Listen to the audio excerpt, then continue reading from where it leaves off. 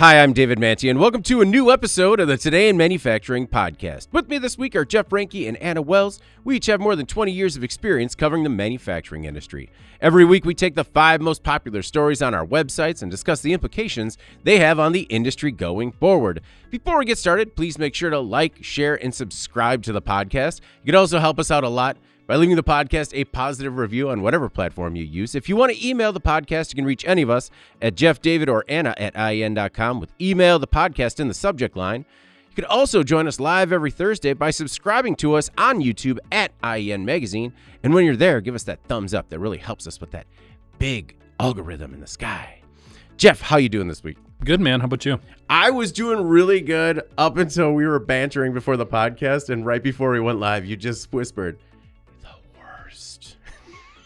what? Because we were joking ladders and the ladder button, just like Eric's like, in 5, 4, and you just go, the worst. And I'm like, hi. No, it's all good. But great. Having a good time. Good. Yep. Anna, how you feeling today? Great. I'm ready to bring a really positive tone to this event. It's, you know what? We're in a positive time right now. I know. Nothing but positive. But before we get started with our first story this week, we have a word from our sponsor. LoadSmart is back. Despite being a global leader in lawn and garden care, Scott's Miracle-Gro previously managed logistics and dock schedules on spreadsheets and printed schedules. These manual processes created many headaches. Well, a new case study, available to download now, tells you how Scott's transformed logistics operations to move trucks in and out of facilities more efficiently and strengthen relationships with carriers, all while working with LoadSmart. Download the case study now. There is a link in the body copy as well as in the live chat. Our first story this week. GM envisions a future with a 3D printed Corvette. This week, GM unveiled a Corvette concept car with a 3D printed body that would not only make it lighter, but reduce the part count. The announcement coincided with GM's official opening of a new design studio in England. GM's UK team created the concept as part of an advanced design study that charged multiple studios with reimagining the Chevy Classic. The upper half is a futuristic take on Corvette's classic design elements. The lower half focuses on functional design, like EV battery technology embedded into the structure and aerodynamics elements designed to channel air efficiently without wings or spoilers. For example, when on the track, the vehicle works like an aircraft wing with surfaces that reconfigure and change shape dynamically. This includes dorsal fins that deploy to improve stability and grip while cornering. The Corvette nameplate has long been used to introduce experimental cars, concepts, and prototypes. While GM likely won't make this one, it's an exercise to rethink what a Corvette could be with a true blank page approach. According to GM Authority, the car maker sold a little more than 33,000 Corvettes in the U.S. last year, and advancements in additive manufacturing can already suit applications with volumes in the low tens of thousands. So, Jeff, GM's design studios are tasked with imagining what mobility could look like from anywhere from 5 years from now to 20 years in the future. Is a 3D printed body the future of Corvette? I mean, hard to say. I mean, this is a concept, right? But there's a lot of really promising stuff here. I mean, this is an incredible idea when you look at what it can do with 3D printing, especially from an aerodynamic perspective, and the way it actually manipulates those exterior components and their shape and the way so they can handle whatever force is being thrown at it to be more efficient. That's amazing. Yeah. That whole dynamic is all well as making the vehicle lighter, fewer parts, all very, very positive things. So there's a lot. Just amazing elements here. Also embedding different EV design components into the exterior of the car. I mean, being able to print that out, what this would do from a production perspective in terms of timelines, you'd think that would be also just a huge impact. So just couldn't say enough positive things about what this is going to potentially lead to. Yeah. I was just really surprised that they threw the name Corvette on there. Yeah. I understand like this is their higher end sports car type of model, and I understand that generates a lot of interest and headlines. I would be careful with that. Yeah. To me, because when I looked at this vehicle, and this was before you see the visuals, before you really read it and everything, and get all the information. To me, it's like that is not a Corvette. Yeah. That, with a Corvette, the biggest thing there you see is that big hood design that's sort of been characteristic from the very start. To roll this out and call it a Corvette was very strange to me. I didn't quite get that. I think this is the perfect platform for you're going to bring back a Camaro. You know, I mean, that's to me, that's what it looked like, was more of a new age Camaro. So I thought that was kind of interesting there. Hopefully GM isn't sort of overplaying that brand. I would just hate to see them do something like that. We've seen Dodge do that with some of the stuff they did with the Charger and the Challenger, and it didn't work out so well. Yeah. So hopefully they're just a little more careful there. Push the technology, push the 3D printing, love all that. Be careful with some of the brands you throw in these concepts, I guess. That was one thing I guess I always knew. I know the Corvette brand, but I didn't realize how often Chevy had used it to kind of push the envelope, use it for prototypes. And I get it because that's sort of the wow factor. Whereas you say like new 3D printed Chevy Cobalt and everyone's like, fair. Neat. Yeah, that's true. Yeah. Anna, one thing that this project really made me consider is, are powered wing doors ever going to be a mainstream thing? I mean, we can hope, right? Yeah, I don't think so. But obviously this project was, as Jeff said, it was a prototype and it was really very aspirational. I had to laugh when I saw another outlet covering this story, and their headline was, Chevy giving England input into the next gen Corvette feels sacrilegious. But this concept does look good. Wow. I mean, there are a lot of angles you could take on the story. That's a surprising one. Well, I thought it was interesting because, Jeff was talking about the brand and how, near and dear that is to, folks who are really into cars, and probably as an American icon as well. So I thought that was funny because I was like, well, I guess I get that. I mean, it was a UK design studio, but I do think it also kind of takes away, that perspective kind of takes away from the fact that GM has been doing a lot globally to incorporate new technologies into its iconic vehicles, and that's sort of a collective effort globally.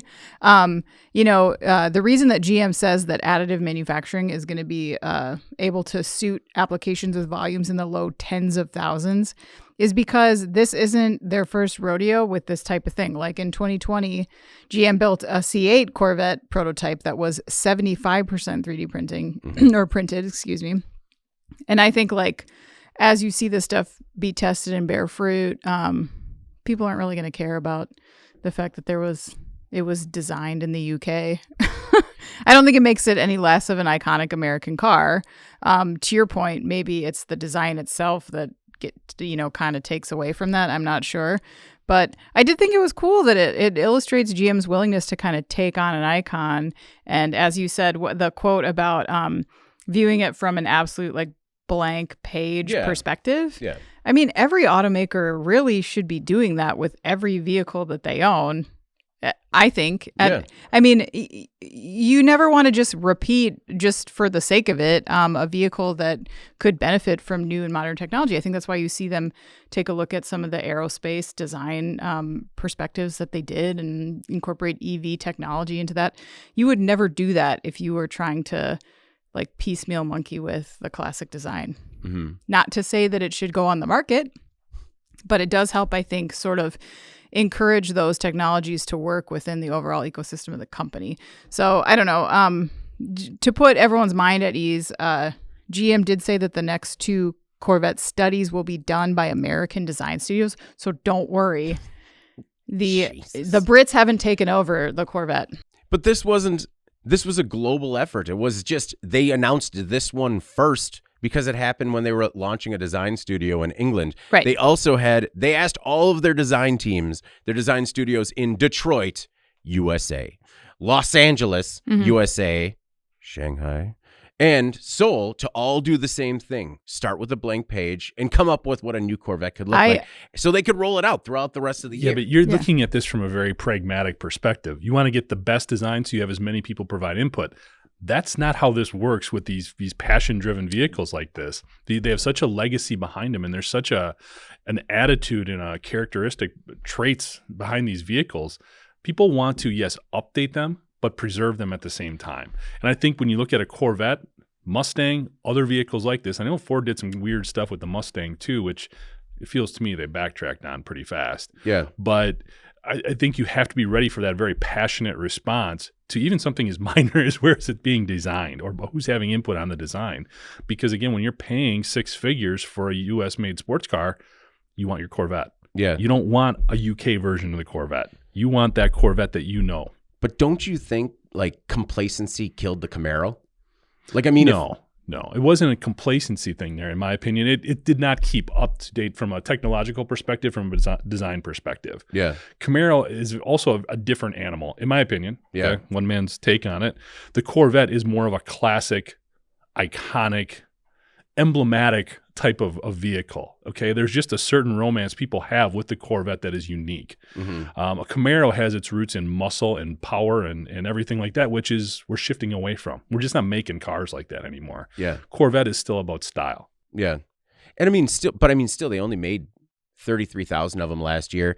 And I think the biggest one, why you see these studios across the globe working on this is because when you look at sales in other territories, handfuls, that was my next question is where are they actually selling? Yeah. Like, I mean, a couple thousand here, a couple thousand there. It was pretty insignificant when I was putting this story together. So I can understand why maybe, yes, it might look like we could be putting U.S. customers, on the outside looking in, but maybe they are looking at more of a global picture. And I do understand the risk that is inherent with doing so.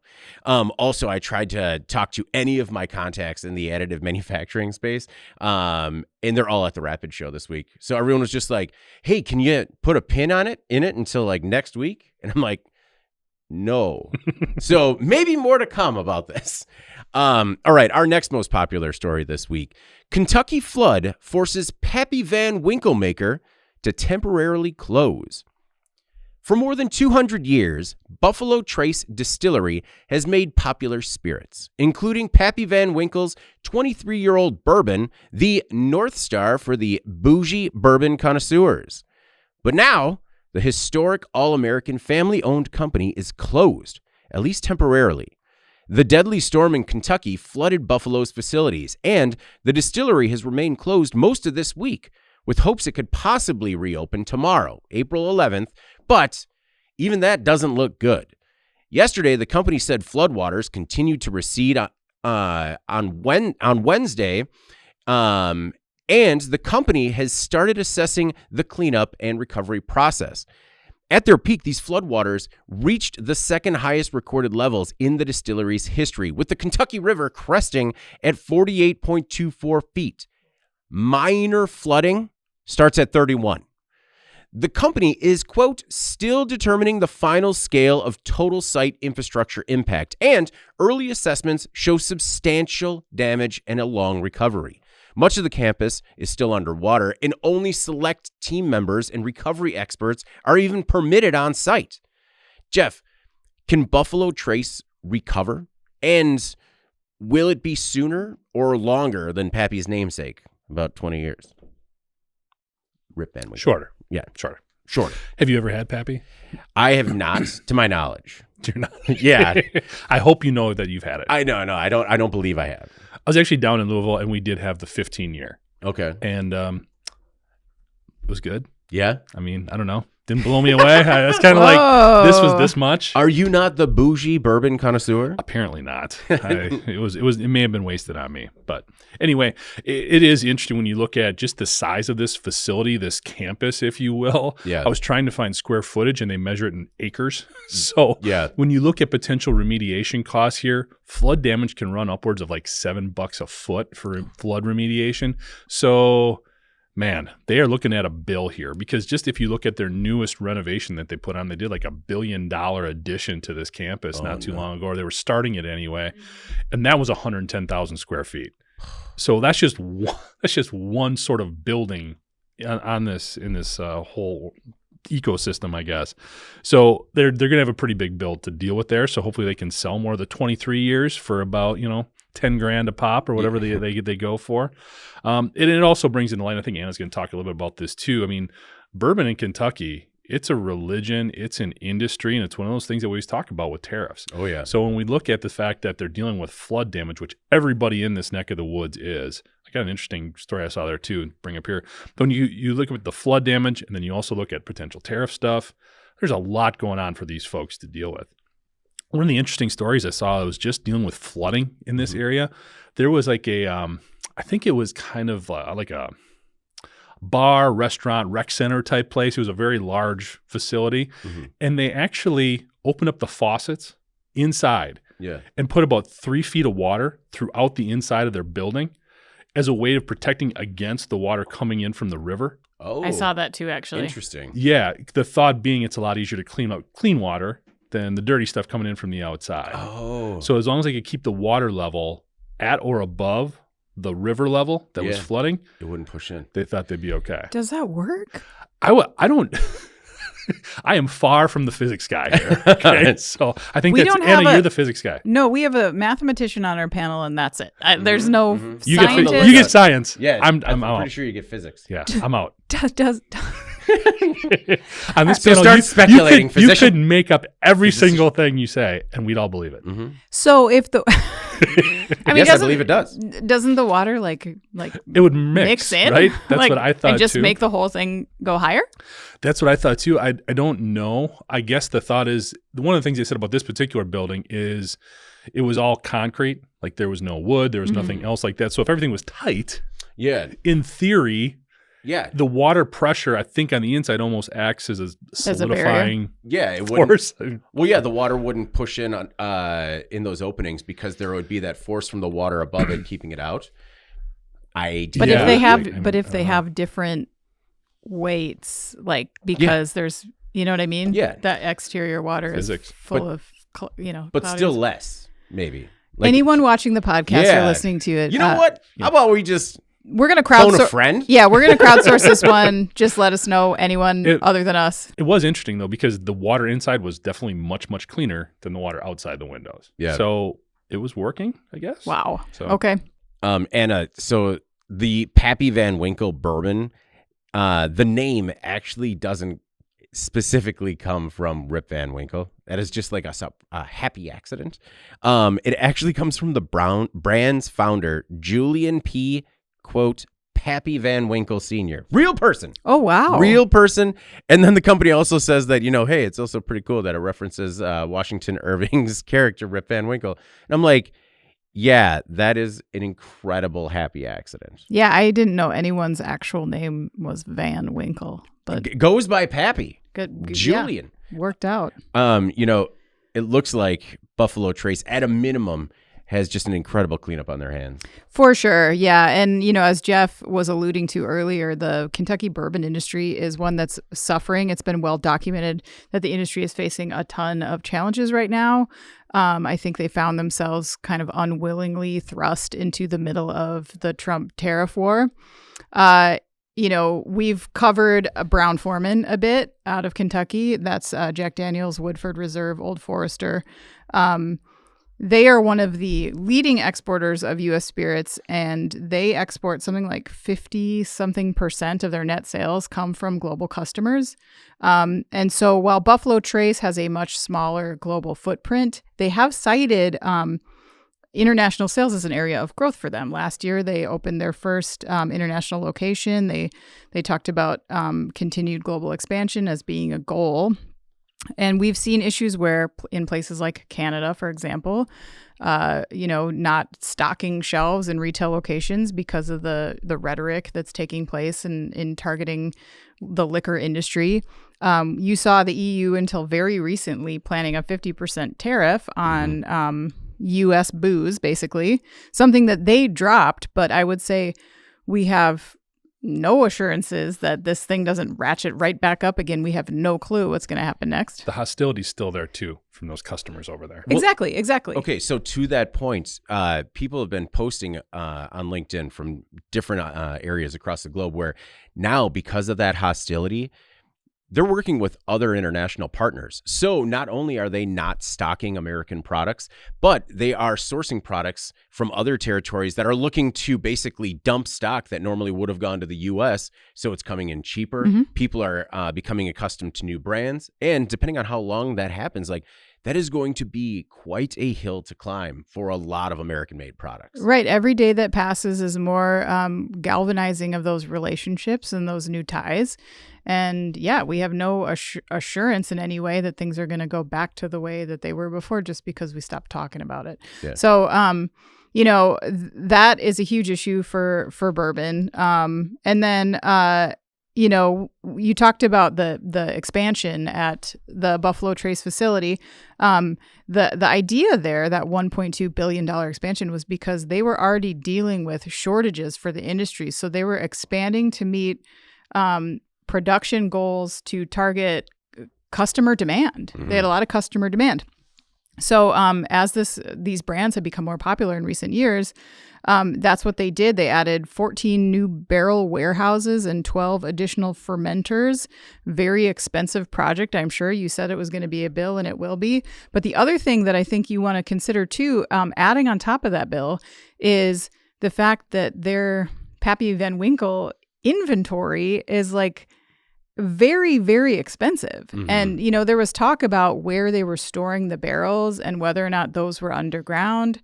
People who have been on facility tours had mentioned that there was some like lower level areas. So even if some of it's there, what is the price tag on having to start over if you have contaminated product? That could be an immense amount of money that's just tied up in inventory there as that bourbon ages. So really unfortunate to see them stymied, based on multiple things that are completely out of their control. That area is prone to flooding. We already know that. So, hopefully they have some mitigation in place, and hopefully the inventory issue is not as bad as it sounds like it could be in theory, but I guess we'll just wait and see. When all that, the inventory in the facility should all be insured, right? And so I'm sure it is, but the biggest problem would be that you have all this stuff that's like 18 into 23 years of aging. Exactly. That is gone yet. So yeah, they would be, in theory, compensated for it. However, it still wouldn't be back on the market. Right. They'd have to restart everything. And how do you insure against a market that has so much secondary and like tertiary value add to it? Because so much of this stuff sells at auction for insane amounts of money. So it's incredibly valuable, but maybe do you know what I'm saying? Yeah, plus the other thing is flood insurance is different too. Yeah. You can't always get flood coverage. So I don't know how that's going to play into, but you're right. How do you really put a value on this when the market fluctuation can go up and down so much? The other thing too is, they do a lot of contract production here at this facility. So there's going to be other people besides just their own brands that potentially suffer here. But there's no way that they could have made that like $1 billion plus facility without flood insurance, right? Right? You'd assume, I guess. You'd hope. Yeah. All right. Our next most popular story this week: Texas Instruments cuts jobs after getting $1.6 billion in CHIPS funding. Texas Instruments, or TI, is laying off workers in Utah. This is despite receiving $1.6 billion in federal funding earmarked for the construction of 3 new semiconductor plants in Texas and Utah. According to the Salt Lake Tribune, TI laid off workers at its existing Lehigh facility, which it acquired from Micron Technology back in 2021. The company said the cuts help efficiently support its long-term operational plans. We don't know how many workers will be cut, but the company said it is far less than the 33% total workforce criteria for a WARN Act notice. The Lehigh facility has about 1,100 employees, according to multiple reports. TI announced the CHIPS funding in December, including a 25% investment tax credit. Anna, is this simply bad timing for TI? Maybe. It's never a good time to, have a job cut announcement, right? But to me, yes, it's maybe bad optics when you look at it. Like they just took $1.6 billion in CHIPS funding, but I think it's fair to say that we are in a completely new environment than we were even a couple months ago. So back to the facilities that they have underway based on this funding. According to reports, these are well underway under construction. They're at the infrastructure phase. They're getting water piped in. They're getting electricity put in. The company added after this report that Utah continues to be an important part of our footprint and strategy. Our long-term commitment to Utah includes building another fab in Lehigh. That remains unchanged. They're very committed, at least verbally, to what their objectives are here. I know that the tone of this strikes a chord with people a little bit because of the CHIPS funding. But I think if it bothers people to see TI take government money and then sort of tighten up right after with these job cuts, I think you have to consider the fact that they are also victim to the same kind of disruptive and chaotic language that we're currently seeing around trade, because the president's language around the CHIPS Act has been aggressive, to say the least. Yeah.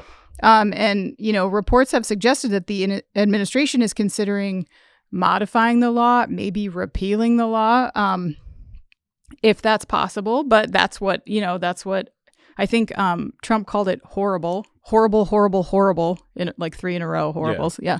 But, we know that their goal is favoring like broader tax reductions and tariffs. And so that's how they think that we're going to stimulate this manufacturing renaissance, not by picking industries that need to be made domestically and targeting them with funding like the Biden administration did. So if the policy shifts, we will see disruption in these industries as well as with these companies who are involved in them. So if this feels like sort of a lot of up and down or a lot of back and forth from TI, that's because that's what they're dealing with. That's what they're faced with. Yeah, I mean, this is like Wild West behavior in the Wild West. I think we're going to see a lot more than of this from these companies that are in semiconductors if they feel like their future investments are in some way threatened.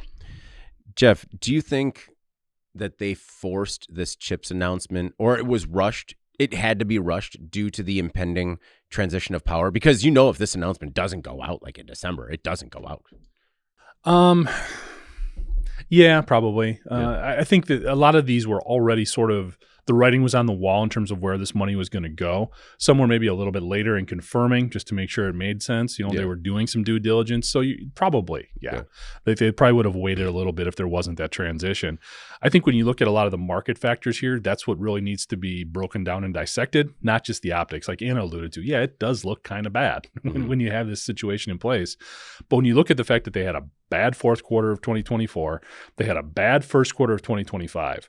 When you're working in chips, they probably saw this 2 quarters out, that these 2 bad quarters were coming. Yeah. So I think they were really waiting until they absolutely had to make these types of announcements. As Anna alluded to, there's never a good time to do that. But that's what the market was sort of telling them they had to do. When you combine this with the fact that they're also looking to transition away from less mobile type chips and more into embedded system type chips. Chips aren't chips. They're all a little different. Yeah. That also tells you that you probably need a different type of staffing, different type of worker. And I don't think all of these job cuts were just manufacturing. There was also support type roles that were also cut. We don't know a lot because they didn't have to tell us. Yeah. So they didn't. Yeah. So I think there's a lot more to it than just, we had lots of money, we're trying to make more money, so we're going to cut some jobs. There was just so much more to it than that. They also made a point of saying this wasn't about tariffs. Yeah. It had to be. It had to be a little bit about tariffs, especially if you're making that choice to go more towards embedded systems than mobile devices. All we're hearing about is that mobile devices are going to go through the roof with these tariffs that are all going to be coming in. So, and the same thing is going to happen with a lot of these embedded devices.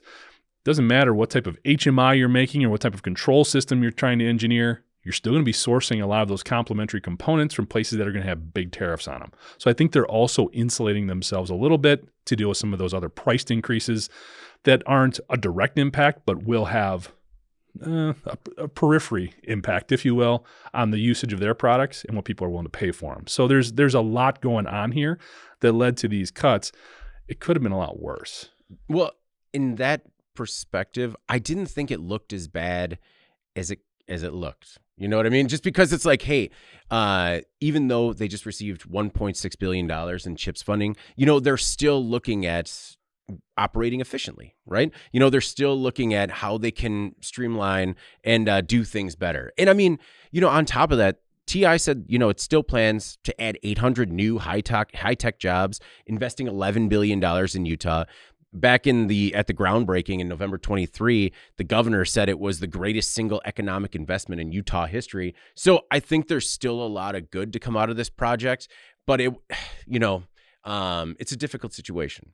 It also had me look briefly into who has to warn. Like, what does the WARN Act actually force you? When are you forced to warn somebody? It's employers with 100 or more employees, not counting part-timers. If the business is closing or 50 plus employees will be laid off, if a mass layoff will affect at least 1/3 of the workforce, or if there's going to be a mass layoff of more than 500. And I think that, it wasn't necessarily comforting because it doesn't matter if it's 1 or 100, it's still families that are being impacted by it. But I also we talk about the WARN Act a lot, and I just figured that anytime that there were going to be layoffs, you had to do a WARN notice. I didn't realize that there were specific parameters about when. So I think it was good to shine a little bit more of a light on that. All right. Well, our next most popular story. Demand for viral torpedo bats sends Pennsylvania factory into overdrive. On March 29th, 2025, the New York Yankees, in their second game, hit 9 home runs off the beloved Milwaukee Brewers. While the fireworks helped start the season with a bang, including back-to-back-to-back homers in 3 consecutive pitches, it also put Victus Sports on the map. Based in King of Prussia, Pennsylvania, Victus Sports manufactures Torpedo baseball bats, which are a new take on a classic design that moves wood lower down the barrel after the label and makes the end kind of look like a bowling pin. According to the AP, quote, Torpedo bats are driving an unprecedented surge in lumber curiosity. See what they do there? Victus spends about 14 years, or has spent about 14 years, trying to help shape the future of baseball. But its founders never really thought that it was going to look like a bowling pin. Invictus isn't the only company that makes these torpedoes, but they were among the first to list them for sale online after the Yankees just drove the Brewers into the wrong end of the history books. Now, everyone from big leaguers to rec leaguers want to get their hands on a torpedo. On a good day, Victus makes 600 to 700 bats, but this influx of pro orders has sent production into extra innings. It usually takes 2 days to make one bat, but the company can now turn one around in about 20 minutes as long as they don't put on a finish. After the opening series, orders were coming in to get bats in the bigs by the next day. Quote, it was just the most talked about thing about bats that we've ever experienced, says Victus co-founder Jared Smith. Quote, if the Yankees hitting 9 home runs in a game doesn't happen, this doesn't happen. Anna, this is just a grand slam of a small business success story, and let's hope that errors in scaling don't trip them up on the base path. Oof. That one was stocked. Here's my little gift for you. I just wrapped it up and put a bow on it, and there you go. Very nice. Can I just say, too, that the Brewers aren't very good right now, so... Oh, they're better now. It was just really bad then, but it's okay now. All right. Because they're playing the Rockies. Yeah, this was less attention than we want to see on that specific game, which was pretty gutting for a first day of the game of the season. But yes, this has been a very cool phenomenon. Our office is full of rabid baseball fans. Mm-hmm. I think it's fun to see new technology in the game. I'm not one of those people that respects the game to the point where I don't want it to ever change. Mm-hmm. And stop doing that, everyone. I think one consideration that you have to take seriously, though, with a case like this is the risk of scaling this a little bit too quickly. Quick scale, it can be problematic for any company, right? Oh, yeah. It was a small red flag to me when I saw that they said that these bats usually take 2 days, but that they can rush them. Yeah, to 20 minutes. From 2 days to 20 minutes. You're just whoa, make sure you're all good there. Right, exactly. I mean, to me, that portends potentially a quality decline that could easily occur as you look to optimize the moment. Other risks that you want to think about with scale would be impacts that might disrupt employee morale. So if you're leaning on your workers to all hands on deck, we got to do all this work right now, mandatory overtime, stuff like that. People don't always like that. And you can't sustain that for very long either. You've got heavy costs maybe if you want to invest in new equipment or more people or more space. That's another thing that you want to be, I think, a little bit cautious with. And then also not to compromise your relationships with your existing customers in order to cater to all these new ones. I think in this specific industry as well, you want to be really, really cautious about not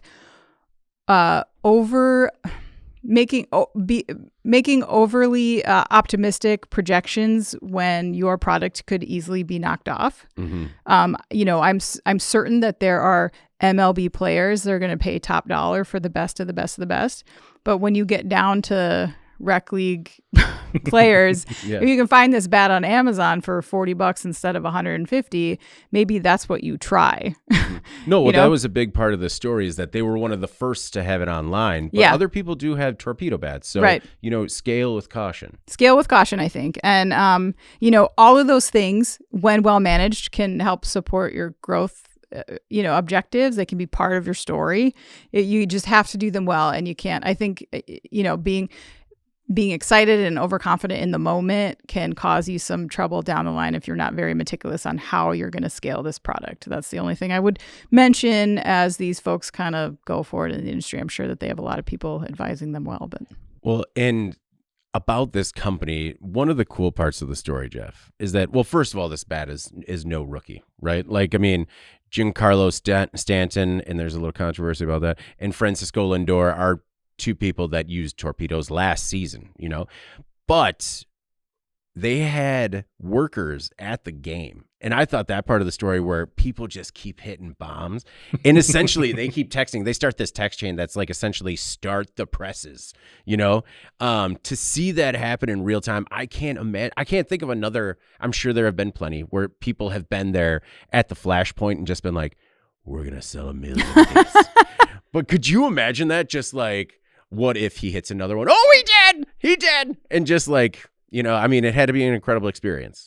Yeah, I'm a little bit less concerned about the scale because this Marucci is the company that owns Victus. They are the official bat of MLB. There actually more people use these bats, not the Torpedo one specifically, but this brand than Louisville Slugger, which I was shocked at. I was very surprised at that. They're the huge player. They have bat labs that this was baked in, So I was very surprised that Louisville Slugger is no longer the official bat of MLB. That, I don't know, that surprised me. But I think when you look at these bats, it was sort of the last step. Just thinking at the beer league softball we play that is just miles and miles removed from anything close to Major League Baseball, and the things that we see in terms of materials and how that has changed. What it was like when we started buying real, actual bats, and the materials and the way the ball just jumped off of these different composites. So this makes sense. When you're in Major League Baseball, you've only got so many types of wood that you can use legally, and other things you can do. So it would make sense. And when you think about the shape of the bat, putting the barrel closer to your hand so you can get around on it faster, it makes a ton of sense. You kind of wonder why maybe it didn't happen sooner. But, I think it does go back to the fact that it's a traditional dynamic. We know what a bat looks like. What are you going to mess with a bat for? You don't make a wheel different. It's always round. Yeah. So, but it was sort of the last bastion in terms of design for a bat. I think it's super cool. More runs are always fun. Yeah. Not when they're against our Brewers. Yeah. That isn't fun. But hey, we did make some history there. So, Are they made out of maple? Do they explode like the other bats? I think they tried them with 3 different. I think they are available in 3 different materials. Like ash, I know has gotten more popular, I guess, with baseball players. But I have been so far surprised that, and maybe that the legacy baseball fan is old enough now that they're not as loud as they used to be, because as soon as I saw the story, I'm like, oh man, that is cool. People are gonna hate this, just in terms of anytime. I feel like baseball is the one sport in particular, where as soon as they try to work through a change, everyone's like, you can't change the game. That drives me nuts. This is how it's been for 100 years. And everyone else is just like, what do you want to do? Oh, you want to, put a sensor in it. Whatever. Yeah, the games don't need to be 4.5 hours. Let's figure it's going to be fine. Oh, my God. Best thing they've ever done. Yes. But I thought that this was just a really cool story. I hope that they are able to kind of hang on to this momentum. And I mean, hopefully it is here to stay, just because, I think it was Craig Counsell who came out and said, like, yeah, where you guys been? We've been using these for a year now. And it was kind of just like, not the best kept secret, but it was under the radar. And now that, I mean, there's going to be a lot of studies about it. There, people already started, like, it came out that Giancarlo Stanton was one of the two people using it. And everyone's like, well, didn't both of his elbows go bad last year? So there's going to be a lot of scrutiny. Interesting. About it. Yeah. Just, I mean, you change something like that. You change how your body, what happens to your body when you swing it. Let's make sure everything works out right. But still a really cool story, success story. All right. Our most popular story this week. Whirlpool lays off a lot in rural Iowa. Appliance manufacturer Whirlpool is laying off 651 workers at its plant in Amana, Iowa. The layoffs, effective June 1st, are, quote, necessary adjustments to production in response to consumer demand for French door and column refrigerators. While the company said tariffs are not a factor in this move, the decision nonetheless triggered a bit of political backlash. Reports say the announcement came after Iowa state regulators voted in 2022 to reduce the duration of unemployment benefits that are available to workers affected by layoffs and closings. Once 26 weeks, unemployment claims are now maxed out at 16 weeks, and recent efforts to restore them to the former have fizzled. The manufacturing sector in Iowa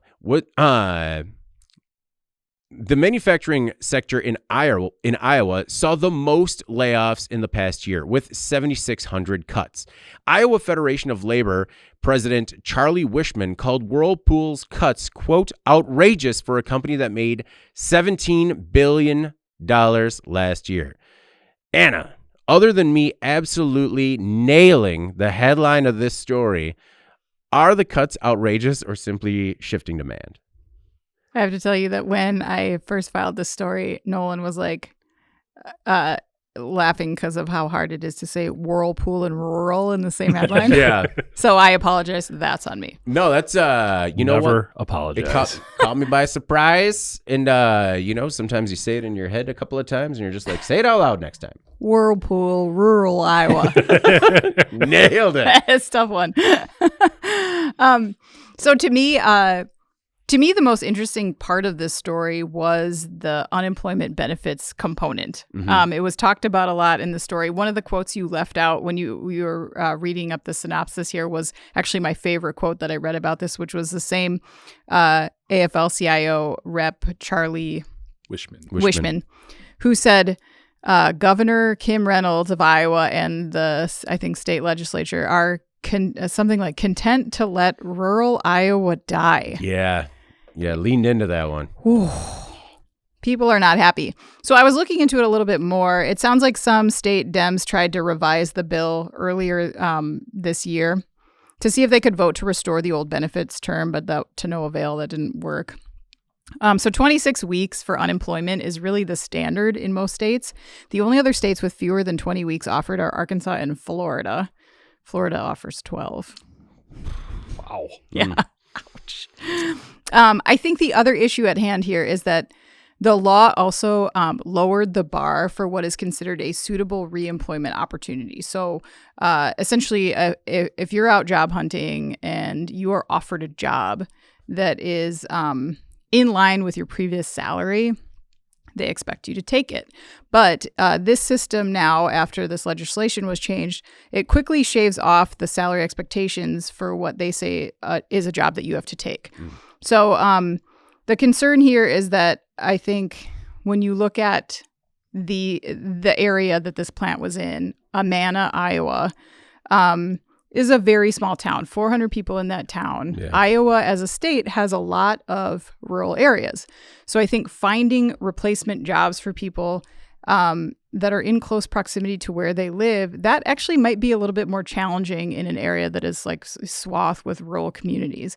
I think the other impact to consider too is what you had mentioned about the manufacturing industry in the state having been impacted disproportionately when it comes to layoffs. So I looked at the average production worker role, according to Glassdoor at this facility at Whirlpool in Amana, was commanding what they said was about $22 an hour. So if you look at the new legislation, a job offer is considered a suitable replacement if it offers 100% of your previous salary, but only in the first week. Within 4 weeks of filing unemployment, a job offer is considered suitable at 80% of replacement salary. In this case, that would be $17.60. Within 8 weeks, a suitable replacement is considered 60% of previous salary. So if you're coming from $22, they want you to take a job at just $13.20, or they're going to boot you off unemployment. How was that proven, though? That you were offered that job? Oh, well, that I don't know. Okay. I don't know. Okay. I don't know what you need to provide, or I know that there's... Because you do have to provide proof that you are applying for other jobs. But like, if that offer comes in and you're just like, no, nothing. I didn't know. If you could that I don't know the specifics of, but the overarching point here being that it really does create a problem for, I think, a lot of people who are living in these rural areas and trying to find new jobs and being kind of cornered into taking jobs that maybe don't pay their bills. Yeah. So what's the other option there? Dollar General?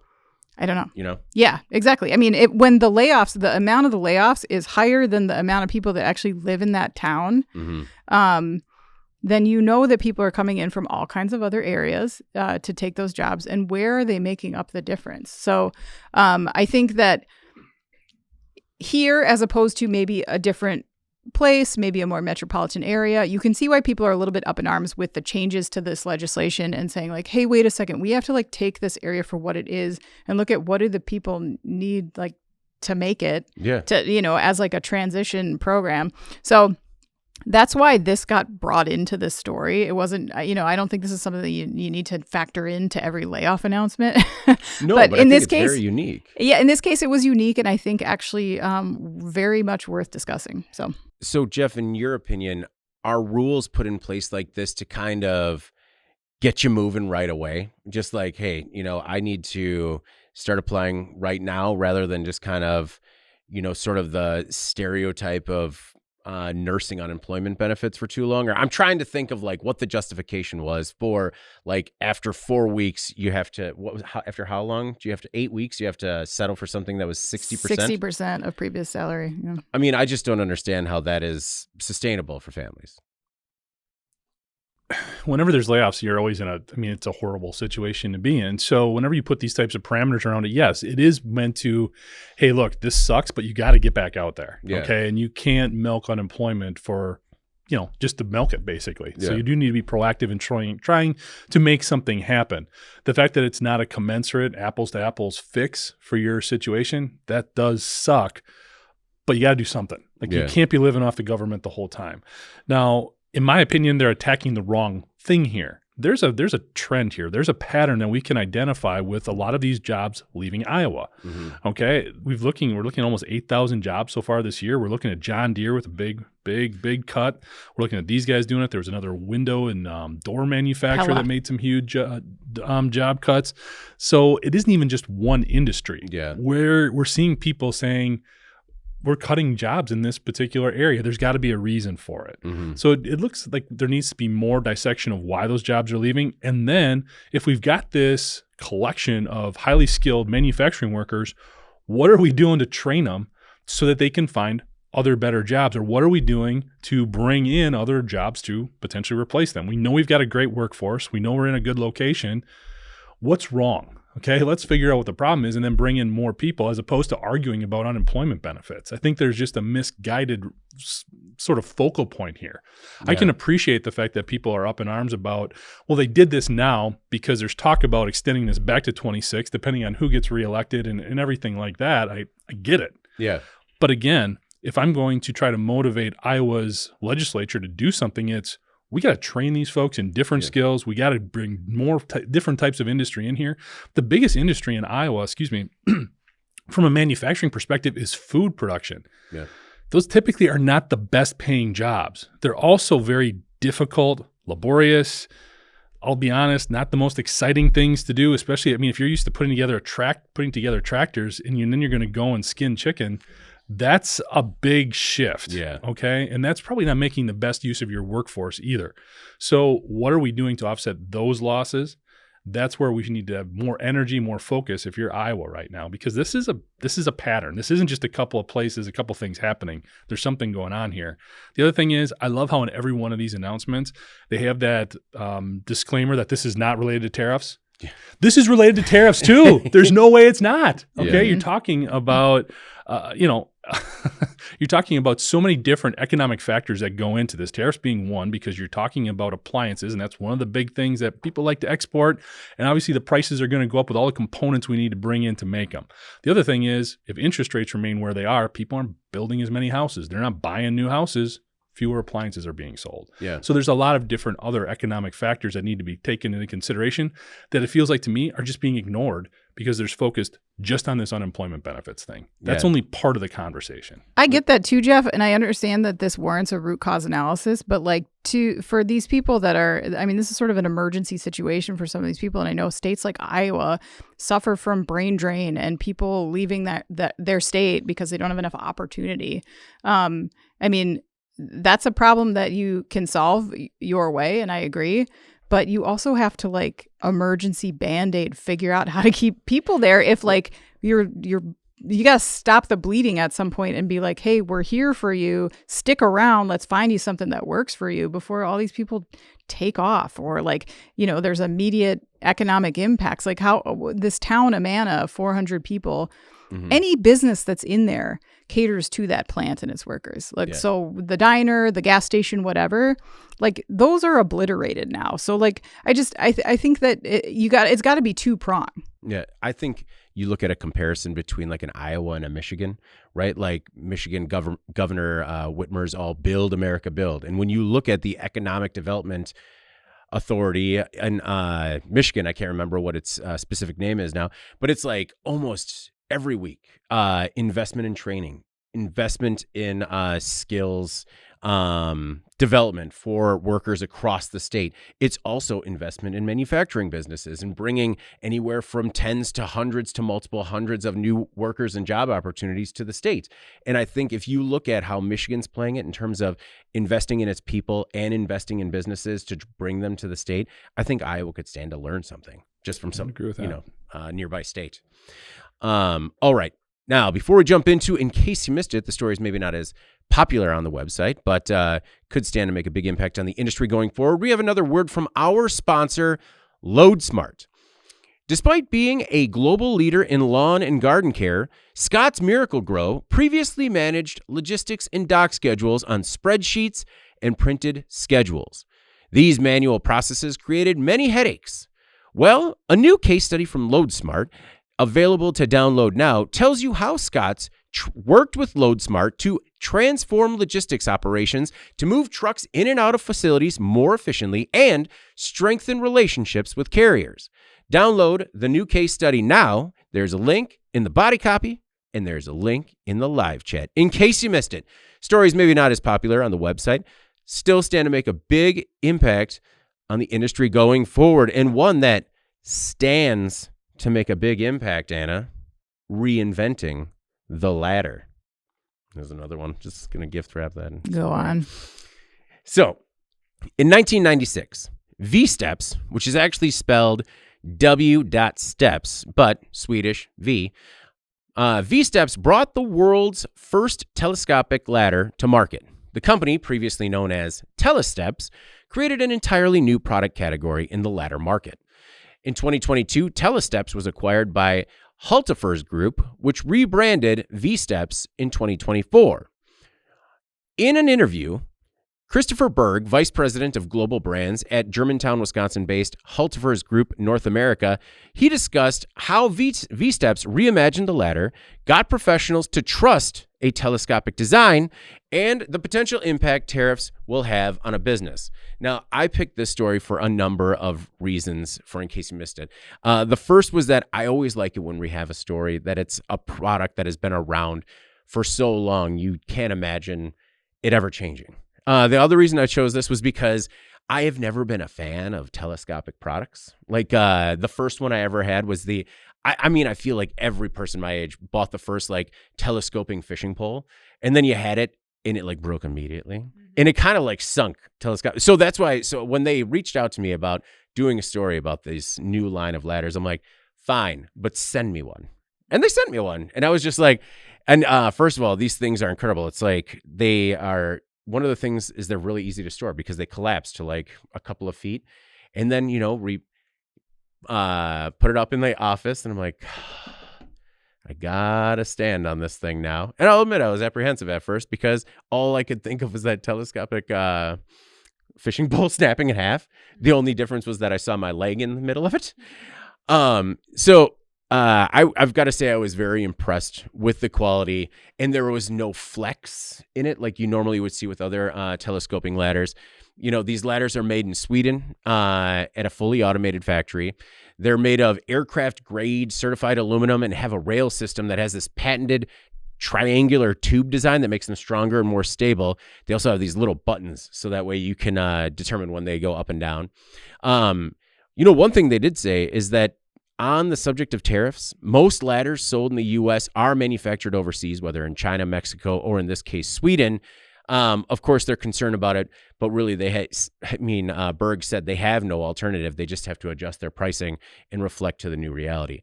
So there are a number of reasons why I chose this one. Jeff, I don't know if you had a chance to check this out, but what do you think of the reinvented ladder? I would have your same apprehensions on a telescoping ladder just because I've had some bad ones in the past. So It's good to see that, just like we were talking about bats, everything continues to evolve and improve and get better. And it's good to know that there's somebody out there who's really sort of focusing on the product line in and of itself, because being able to save time, all that kind of stuff, and still deliver something that's so important from a safety perspective to our readers and our audience, it's a big deal. I mean, it's easy to overlook something as simple as a ladder until you need it to perform correctly. Well, and they are growing in popularity. I was trying to talk to a bunch of neighbors that all work with ladders, right? And one of them is an insurance adjuster, or he manages an entire team of adjusters. And these are what they use because they can basically fit into any car, go to any job site to use to assess a claim. Yeah. Anna, did you have a chance to check out this interview? What'd you think? Yeah. It is fun when, like you said, we're seeing kind of new takes on old products. Oh, Mike, sorry. Smack that mic out of the way. Get out of here. We were talking before the podcast about ladder stories, and I'll be honest with you, I don't have one because I am also afraid of ladders. But only the bad luck reason, not to like climb on them. Well, so in this interview, Berg said that trying to get trust in any new product is really a challenge. So especially one that's reinventing the category, he's trying to get professionals to, quote, take the first step via product trials and build that trust. So I was like, well, what if we do that? And he said, we'll not only send one to you, but if anyone in the podcast, maybe we'll try to give one away. So I was thinking that we do something like your best ladder-based story.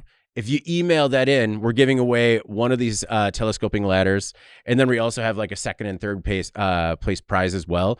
But I don't know, Jeff, what do you think? Jeff and Anna, both of you, let's kind of crowdsource this real quick. I mean, is it enough to just be like, send us your ladder stories, we'll pick the top 3, and hey, you might win a ladder? What do you guys think? I like it. Let's try to not be too graphic. Some of these stories, I could imagine some bad things that could have happened on a ladder. Let's let's try not to go with just the negative stuff. Maybe there's some times I know, putting up Christmas lights. Yeah. There's definitely been times where I was glad I bought a more expensive ladder as opposed to a less expensive one. Yeah. Can definitely point to a number of different applications there. So that would be my only thought, I guess. Understood. Like I was thinking the full gamut from tragic to funny. Like tragic, we've had friends that have been up on a ladder adjusting a gutter and then slipped and, as a result has a new cheek. But then also we went to a birthday party at a gymnastics studio this weekend. And apparently when adults get stuck in the foam pit, they have, I think I might have even talked about it here. They have like the rescue ladder for adults. And they have just this like rogue ladder in the back where it's like, we got another one stuck in the pit. You know, Dad tried to jump off the trampoline. He can't get out. But because you have to. No, well, like because upper body strength it. No, it's just like trying to swim through those foam cubes. A lot harder. I mean, you really got to get up on top and just roll. And like when you're panicked, you just keep going down. I've seen, never experienced. But you have a ladder story. You said that you turned one into like a shelf or something, right? Oh, I was just kidding. I don't know. I made that story up entirely. Also an option. Yeah. So if you want to make up a ladder story, hey, all the better. Who are we to fact check that stuff? Just like, hey, sounds good to us. Anna, what's your final thought this week? I picked a much less whimsical story about how federal job cuts are gutting the agency NIOSH. So government staffing cuts have gutted the small U.S. health agency that aims to protect workers, which has drawn some backlash from coal miners, firefighters, medical equipment manufacturers, a range of other folks. So it's the National Institute for Occupational Safety and Health. I think everyone's probably heard of this. If you've worn a mask, which I know we all did in recent years, you've seen the acronym NIOSH. So it's part of the CDC, actually, and it's been announced recently that it will be losing 85% of its staff, so 850 out of approximately 1,000 employees. Among those ousted were its director, Dr. John Howard, who's been in the job through 3 previous presidential administrations. They say that the layoffs will be stalling or maybe ending many programs, including a firefighter cancer registry and a lab that is key to certifying respirators for many industries. Micah Niemeyer-Walsh, who's VP of the union local representing NIOSH employees in Cincinnati, said the cuts are a very pointed attack on workers in this country. Whether you agree with that or not, unions that represent miners, nurses, flight attendants, and other professionals have criticized the cuts, saying it will slow the identification and prevention of workplace dangers. I picked this story because we talk about workplace dangers a lot on this podcast, and the unintended consequences of safety problems in the workplace.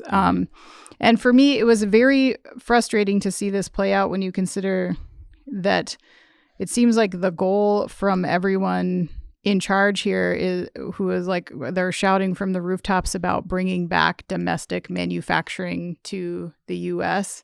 And to me, if you take off all the guardrails, whether that be through getting rid of safety agencies or the elimination of regulations that are there, it's in many cases for a reason, not all.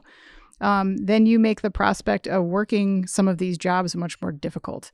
And so even if we don't bring a single factory back, I do think that there's going to be some negative impacts on an industry, ours, and many others surrounding industries that are already struggling to fill labor gaps, and we're dealing with perceptions and stereotypes that are very outdated about the industry not being safe. Yeah. And I think this certainly does not help dispel those myths. And to be honest, if safety incidents start to go up again because of some of these changes, then those stop being myths and they start being real. And also, then it was a concerning change for me, especially when we consider all the challenges that plants have operating safely and effectively at the same time. So, and how about hiring?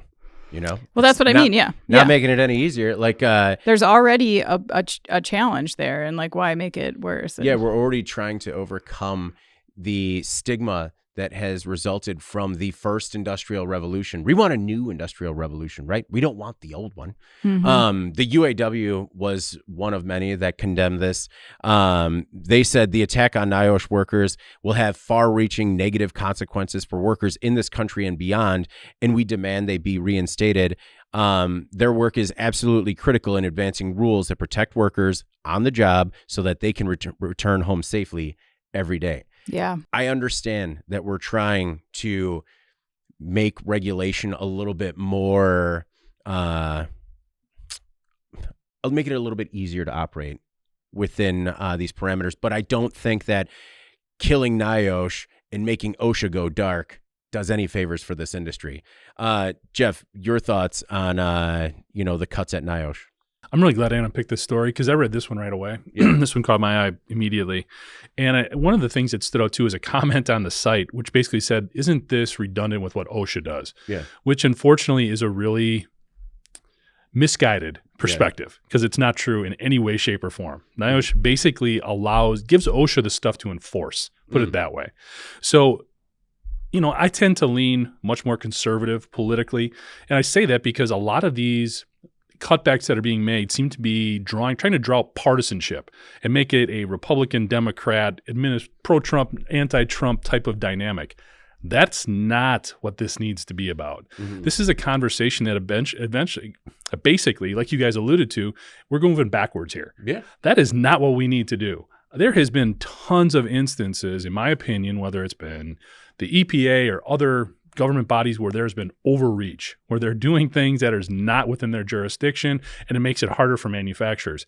That's not what's going on here. Okay, that is not the case. This is when we're talking about working environments. We're talking about air quality, things we had no clue about even 10 years ago.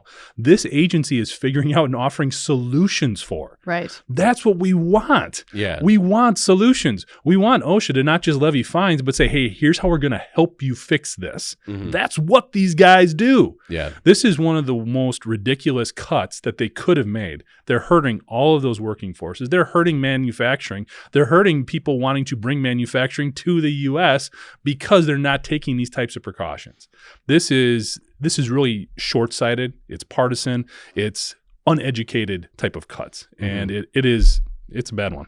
No way around it. Unless it's manufacturing coming from countries with worse safety standards, I suppose.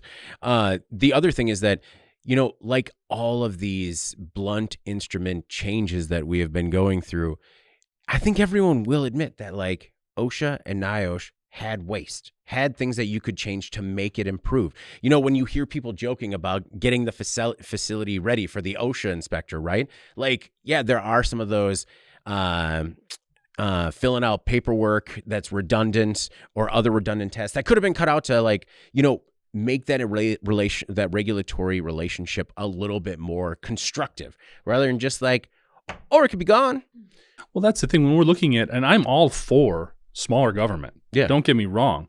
But when it comes to making government more efficient, it's also about providing support mechanisms. We've talked about this with OSHA, with the FDA. Yeah. We need more FDA inspectors. Like, there's no doubt about this. We learned that during the pandemic. There's not enough of these folks to go around. But then we also need that next tier that says, you screwed up. Here's how we fix this. Yeah. Here's what you need to do. And by making these, well, I've said it. I'm getting redundant here, but it's frustrating because I agree with a lot of the premise of these things that are going on, but it's just not being done in an educated way. I feel like that's the conversation that's going around everywhere, where it's just like, well, why'd you do it like that? Very frustrating. Thank you for picking this one, Anna. It was like when this one was posted, I was like, oh, this is big. Jeff, what's your In Case You Missed It this week? I picked an article. This was actually contributed by Mike Sims. He's a VP at Columbus, talking about not every manufacturing problem needs an AI solution. And I thought this was great because AI, artificial intelligence, has become such a big part of the conversation in any type of technological implementation or dynamic in manufacturing and beyond that. So I thought he just made some great points. And just to start out the article, I just love the way he wrote this. He said, AI is becoming a buzzword in manufacturing, promising to revolutionize efficiency, predictive maintenance, and cost savings.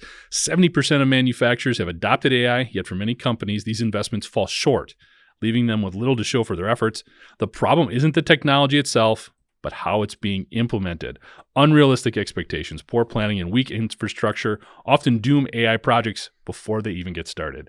I thought he really nailed this because there is all this conversation and people just want to just ramrod this home and figure out a place to put it without really understanding the organization well enough to know where AI can best serve them. Yeah. So, and he makes a ton of great points in terms of the right way to implement it, how to look at your organization, how to organize your data so that you're ready to implement AI.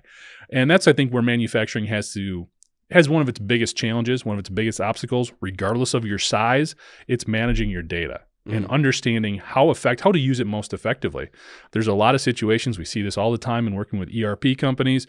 It's awesome. We put this ERP in and we've got information and data flowing out of everything and we know everything and everybody knows everything about our organization. but then it takes me forever to drill down to the stuff that I specifically need to do my job better and make better decisions, which is what this is all about. Yeah. So he laid it out very, very well. And it was really refreshing to, as opposed to seeing a lot of the articles that we get, which they have their place as well, which are more cheerleaders for AI, which I agree with as well. We do need to champion the technology and everything that it can do. But in this instance, we're sort of taking a step back and just saying, it's just figure it out before. There's no rush here. Okay, you just figure out your organization before you try to implement this very powerful tool. No, I think in organizations, depending on wherever you're at in that organization, and you get that message from the top that's, we need to AI, and we need to AI now. This is a good article to forward on, maybe as a link. It's a good place to start. Anna, did you have a chance to check out the story? I did, and I agree. I mean, I like the line where he says, rather than chasing AI for the sake of innovation, manufacturers should focus on the tangible business outcomes they hope to achieve. And it sounds so simple, like that should be like, well, duh, of course that's what you're doing. But I found it funny. I was speaking with an individual recently who is works for a major tech company in the AI vertical for them. And he said that like half of his clients come to them and say, we want to incorporate AI. We need to AI now. And they have no idea why. They have no idea what for. They're like, well, isn't that, you should just kind of like, you should tell us. Yeah. Like, well, what can it do? You know? Yeah. That's not where you start this conversation. That's like, it just seems like a fool's errand kind of, you know. You do have to figure out a little bit before you go down that path. What are we doing and why? And what's the best use of this? And not just sort of accidentally fall into efficiencies like people expect that AI is just going to magically solve problems they didn't even know they had. Like, just you have to come at it with a little bit of education there. It's like professional FOMO. You know, just like kind of, yeah. You know, it's everyone has seen those. And I mean, don't get me wrong, like AI is revolutionary, right? It's going to change everything as we know it. But you got to figure out how that works for you. But I do understand when people look at it and they're just like, well, we can't miss it. Otherwise, we're going to be left in the dust. And then you're right. They wind up talking to these pros. How can we do it? And they're just like, well, what do? You don't need it. Calm down. Yeah. Yeah. Or maybe you're already doing it. It's called machine learning. Let's jump into our final thoughts before we get out of here for this week. Anna, what's your final thought? Tonight is the Scholastic Book Fair at my kids' school. Yes. Like one of my favorite nights of the year, even though they just beg me for everything that is there. But the kids are performing a dance number also at the book fair. It's called Rhythm and Books, and it's going to be book buying and then also hip hop dancing. Yes. Which my son demonstrated for me last night. And it is amazing, and I cannot wait. So that's where I'm going to be tonight. If you guys are looking for something to do, if you need any like Clifford the Big Red Dog books, Jeff, that's where you're going to find them. I need more books on the pigeon and the pig. Oh, like, I mean, those are classics. Piggy and Gerald. And Gerald, yeah. Like I'm trying to think of some sort of like literacy pop and lock pun, and it's just not coming right. Sorry, now. man. I'm sorry. Yeah. Just, as soon as we're you done. can email it to me later. Oh man, that sounds incredible. I am jealous because I have to do taxes. Oof. Yeah. Right against the deadline there. No, I've got days. Couple days. You know, I was surprised by how many people I have talked to, and they're like, oh no, I did my taxes. You just go on and you hit that button that says extension or whatever. And I'm just like, well, this is what you do? I mean, you got to do them sometime. Yeah, but not now. I'm like, all right. I prefer to, get them done regardless how close I might be to the wire. Yeah, you like to get ahead on stuff. So. I do. Yeah. I do. Certain things. We got plenty of time still. Plenty of time. My final thought this week was just, I really struggled with something this week, so I wanted to pick your brain about it. Anna, how many times will you let a travel coffee cup spill on you before you just cut ties and sever the relationship? Because sometimes they've been in your life for a long time. Yeah, I can answer this question because I've been there before. Every travel cup gets one mulligan. Okay. And a second time, it is out the door. Okay. Then I feel good about it because, there was this coffee cup this week, and it had been in my family's life for a long time. And in the morning, it's a rush, right? It's a rush. So I thought maybe I bumped the top a little bit of coffee, got in the seal, and then it spilled on me. Then I'm just in the office and go to take a casual sip, and bam, just like nails me. And I was just furious. I'm like, it's time to go. I'm sorry. And then there was this moment where like I looked it in his eyes and I said, I'm sorry. Yeah. We have had good times, but you got to go. Yeah. You need to be euthanized. Yeah. Well, no, I mean, I took it to the farm up north, the Coffee Cup Farm. It's going to live a good life up there. But I was just curious because I wanted to throw, I mean, Jeff, do you ever let it get, do you ever? No, one and done. One and done? One and done. I think that's the right way to go. Scorched earth. Yeah. You could let your kids like plant a flower in it outside or something. Like, Yes. do you want to repurpose? You know what? We have enough craft projects. We're going to be all right. Yeah. Like, and plus, I mean, if you know what, if it happened at home, there would be a flower in it right now, but it happened in the office and I just had to like rifle it into the garbage. Yeah. Like, not again. Fool me. Okay. Fooled me twice. This one's on me. Jeff, your final thought this week. Well, real quick, I need some feedback here because I really want to put my snowblower away, but I also don't want to anger the gods of winter by unleashing holy hell if I do that too soon. So is it too soon? I would give it another weekend. All right. Too soon? It's All right. pre-Easter. I don't want to be that guy. No, Yeah, pre-Easter is a risk, All right. dude. Producer. I'll deal with it for another couple weeks. Producer Eric says too soon. I will say my son born in the middle of April in a snowstorm. Okay. All right. That's So it. I'd give it till at least the end of next week. All right. I just pulled up the 10-day. Which is always accurate. Monday's a maybe. So. I mean, that would make sense. Oh man, that's like a day away. Well, yeah, let's maybe. Nah. All right. Pump the brakes. Before we get out of here, please make sure to like, share, and subscribe to the podcast. You could also help us out a lot by leaving the podcast a positive review on whatever platform you use. I don't know what that gesture just was. If you want to email the podcast your ladder stories to try and win a new ladder from V-Steps, you can reach any of us at Jeff, David, or Anna at IEN.com with email the podcast in the subject line. You can also subscribe to our daily and weekly newsletters. Make sure you get it delivered to your inbox first and subscribe to us on YouTube at IEN Magazine so you can join us every Thursday when we go live. For Anna Wells and Jeff Ranke, I'm David Manty. This is the Today in Manufacturing podcast, and we will see you next week.